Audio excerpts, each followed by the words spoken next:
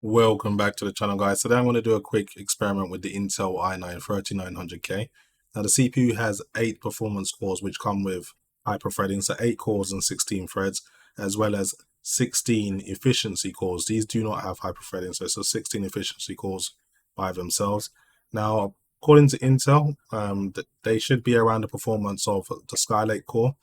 So they're not that actually slow. They're actually very, very useful, especially when it comes to heavy workloads. But most gamers have claimed that you can get extra performance by disabling those. Now, what I'm going to do is, I've already done it, so I'm going to show you here. As you can see, I have my P cores enabled, and those are all at 5.8 gigahertz, but you can see there's no mention of any E cores here.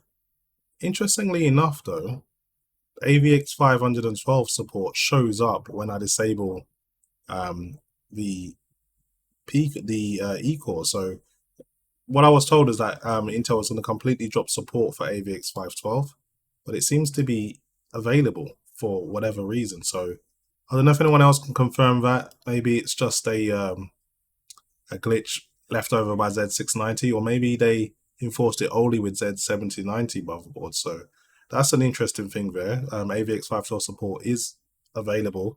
At least it looks like it. I'll have to verify that in CPU-Z when I get back into Windows. Anyway, just go into advanced CPU configuration. As you can see, all active E cores are at 0.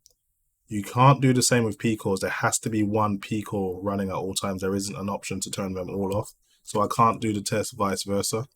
So let's jump into Windows now and see just what these P cores can do on their own.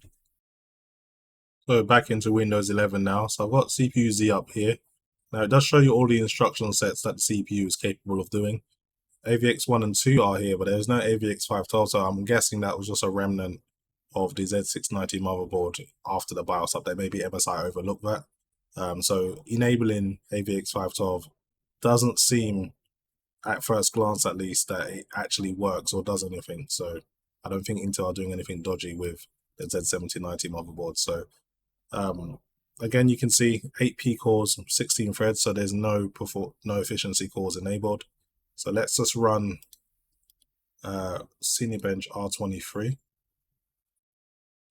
and let's see what kind of performance I get. I'm just going to quickly disable my GeForce experience as well. This can influence the score, so I was going to make sure that's off.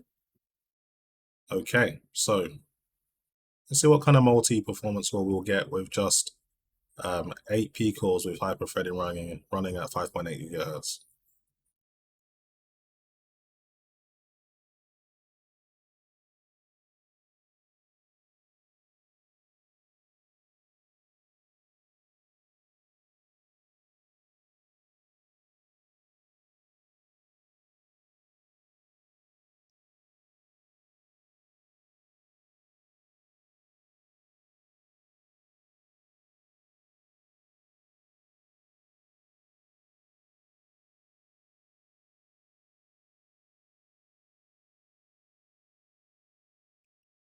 Okay, that's all done now. As you can see, the P cores scored 24,231, which is very nice. Actually, pretty much tying the Intel Xeon W-3265M and completely outstripping the first generation Threadripper 1950X by quite some margin. So these P cores are very, very potent indeed. And I can see why some gamers just turn off the efficiency cores if they're just into gaming completely. Now, it is claimed that when you run the P cores alone, you can get better gaming performance. What I'm going to do is just run a benchmark, and the benchmark I'll be running is the N-Walker benchmark Final Fantasy. And we're running it at 4K at maximum settings. I'm using an RTX 4090.